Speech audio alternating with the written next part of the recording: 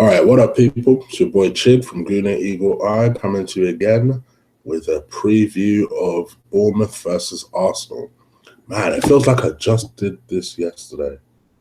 Oh, that's because I actually did just do this yesterday. Games are coming thick and fast, and hence the title of this video, which I then realized I should probably add a little bit too, just in case I get the wrong type of audience. So I figured we just add that little stipulation, game says. Yeah, so I just wanted to do a quick preview of this game, particularly after today's results. I was keeping an eye on the football and seeing that Liverpool dropped points. United won, unfortunately. As did City, even though they had 10 men, and I knew it would happen. And I even told my boys that it would probably happen because, unfortunately for us, they have a player called Sergio Aguero who is world class. So it was kind of an inevitable that City would then leapfrog us after their win. Having said that, we've got that game in hand, and that game in hand comes in tomorrow.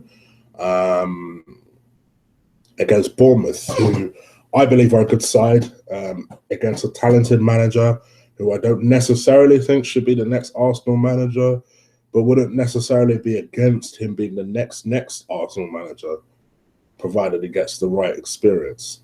There's something about him I do like. You guys know this. I rate him highly.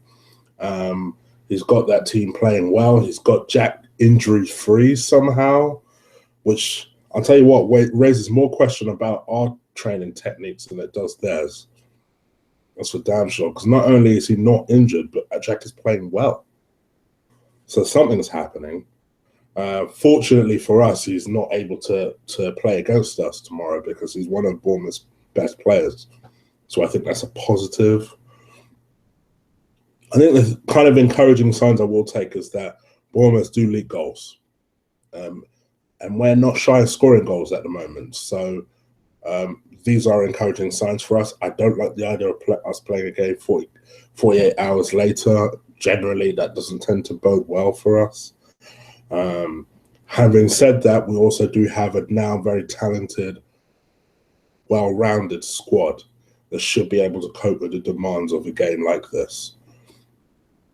So with that in mind, let me share with you my hope for 11.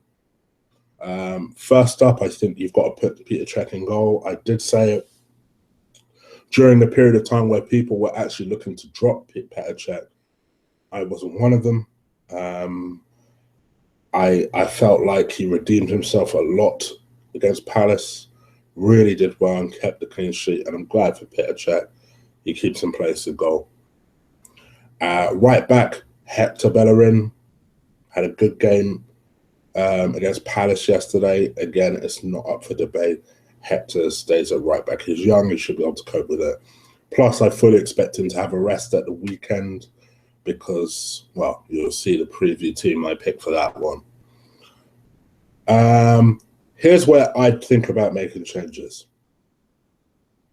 I think Koscielny, you've got to play Koscielny. He'll probably have a rest at the weekend. I'd play Mustafi next to him. Now, I know it's shock horror. I'm actually backing Mustafi. I've seen what he gives us in his absence. I think defensively we've looked a lot more unsure since he's gone. Having said that, in the last couple of games against Brom and against Palace, we've looked a little bit more assertive in defence with Gabriel there. Having said that, Mustafi has only been out a month. He doesn't need bedding in time. He's a professional enough and experienced enough to be able to just step in and pick up where he left off with Koscielny. So I expect that to happen. I expect Mustafi to come in here. And it just gives Gabriel time to rest. He's played a lot of games, considering he was our makeshift right back, then we moved him into centre. It would be a good opportunity to rest him, to be honest. So I'd bring Mustafi in for this game, and I'd also play him in the weekend, but I'll come to that in my next preview. Left back, I think you've got to play Monreal because, quite frankly, we have no other choice. We've got to play Monreal. Gibbs is not fit. And to be fair to Monreal, he did well enough yesterday, so I would leave him in that team. In the middle, I think you've got to bring Coquelin back in. I believe El Nene leaves either tomorrow or the day after for his Egypt duties at African Cup of Nations. Yes, you down Skippy. I'm going to be watching that tournament. Obviously, I'm going to be looking out for Nigeria and see how well we do in that competition. But yeah, so because Egypt are also in the competition, it's important that El Nene gets prepared for that. So with that in mind, I see Coquelin coming back in as he should. My suspicion is that Ramsey will come into this team in the middle. I'm preparing you guys for this now. So with that in mind, Ramsey will come into this team. My hopeful 11 my hopeful 11, as I always call this, would have Xhaka in it. But I anticipate Ramsey will be the one to start alongside Coquelin. You guys prepare yourself for this now. I expect Ozil to be back from his illness and start as a number 10. Don't know what that was about, but let's hope it's nothing more serious than it is. So I expect him to recover enough to start back in his number 10 position. On the left-hand side, I expect Sanchez to play. And you know what? I think he should. In my hopeful 11, Giroud will be starting in my team up front. I'm thinking about it. He does score important goals. This is an important game. We need to keep up with the pack. So for me, I would start Giroud up front. I'm going to disagree with all of you guys doing previews at the moment. On the right-hand side, I'd start with Alex. Sorry, but when I say Alex, I don't mean Iwobi. I mean the Ox.